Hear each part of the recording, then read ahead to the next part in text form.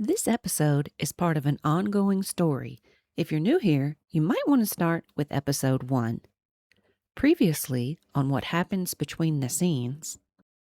When Emma reached the end, her eyes flew wide. Oh no. What's the matter? Your girlfriend is going to hate me more than she already does. And now for episode 2.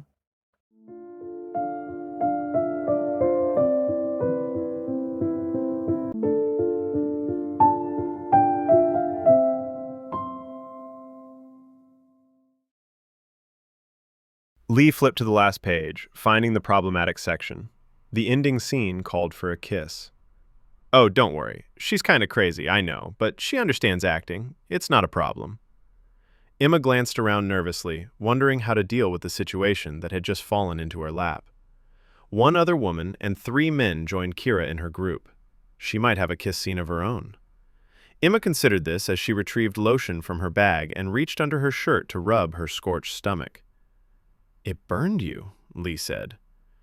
Emma looked at the lotion in her hand and back at Lee. Surprised to discover a man that paid attention, she wished she hadn't made him feel worse. It's not that bad. His worried eyes prompted her to place a hand on his arm. It's really not.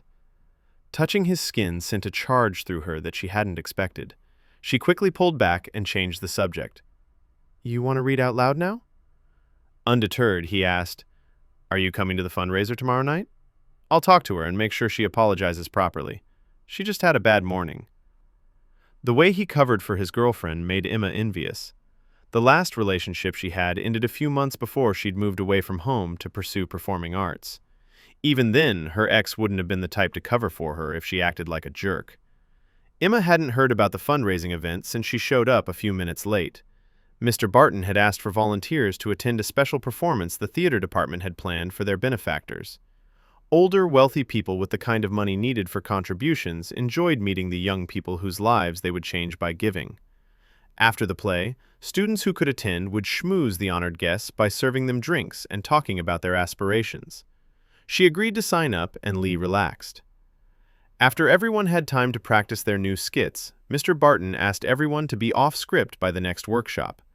They'd need to be ready to perform the skits in front of everyone for feedback. As he left, Lee strolled over to Kira, laying his arm around her shoulder in a fluid movement that claimed her as his own to everyone near. Emma watched them, still puzzled that beauty held so much more weight than personality. Kira didn't deserve him. Emma watched the clock, willing it to go faster. She'd endured standing in high heels at the fundraiser for 2 straight hours, and her legs ached miserably. The reception took place in the foyer of the main theater building, with tables of refreshments set up throughout. She glanced down at the red carpet that held visible swoosh marks from an earlier shampooing. 10 more minutes and she would be free. She'd seen Kira and Lee, but neither had spoken to her. So much for the genuine apology. Honestly, she hadn't thought he could make that happen anyway, but the thought counted. A couple approached her dressed as if they'd been to the captain's dinner on the Titanic rather than a community college play. As she smiled and prepared to greet them, Lee unexpectedly appeared at her side, placing his hand on the small of her back.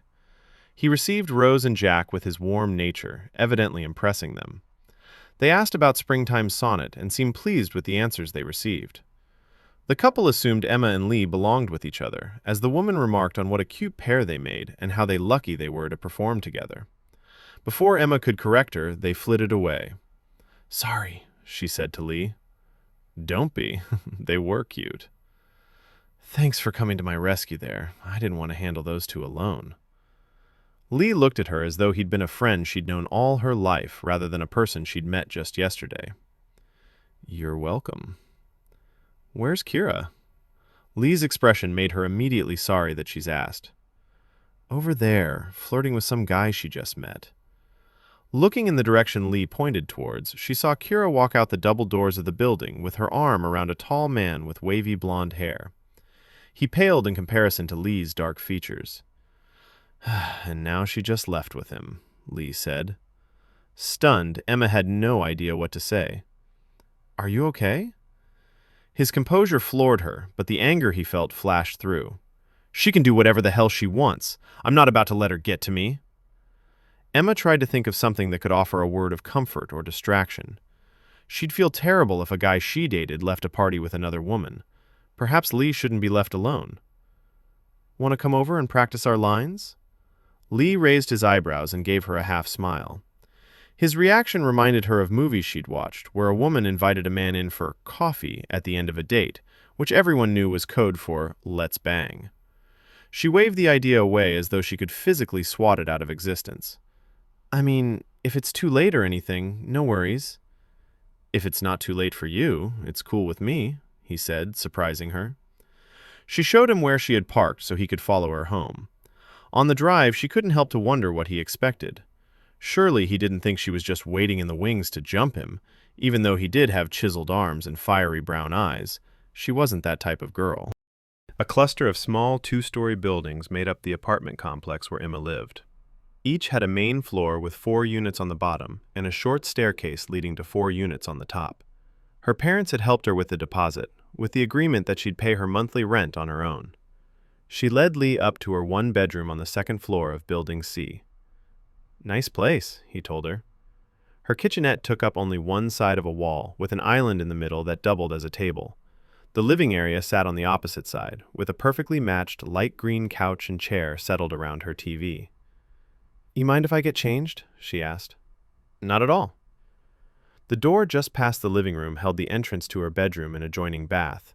She scuffed towards it on sore feet, wondering what to wear that wouldn't appear seductive. She'd already embarrassed herself appearing as though she'd be open for business despite his relationship status. Then again, she couldn't figure out if Kyra's unforeseen exit meant the two of them had broken up.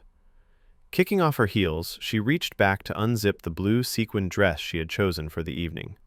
Off balance, she tumbled forward over her shoe and crashed to the floor. Everything okay? Lee called out.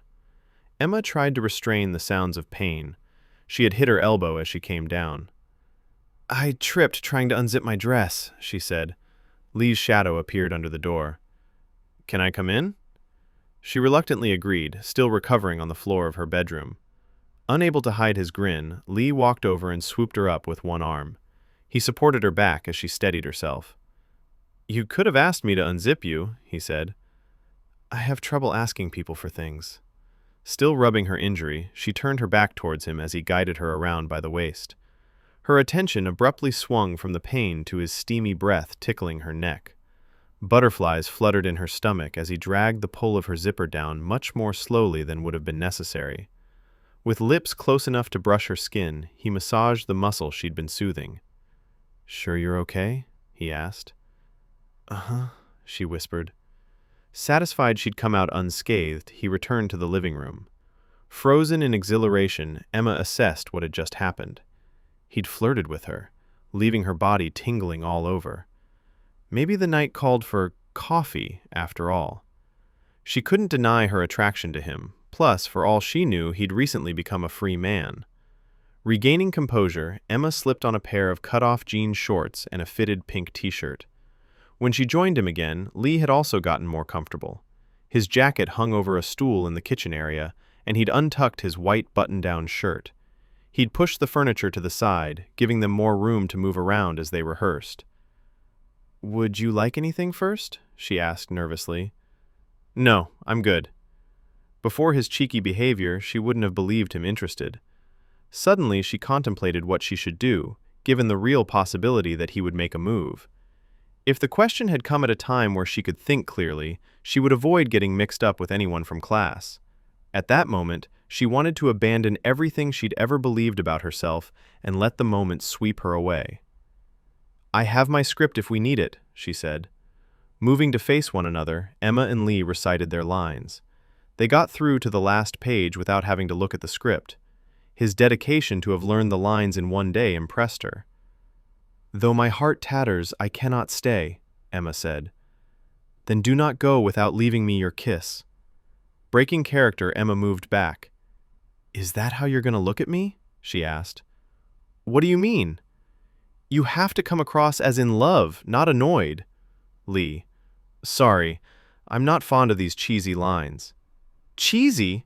Aw, come on, this skit is beautiful. Lee stared at her for a long moment, saying nothing.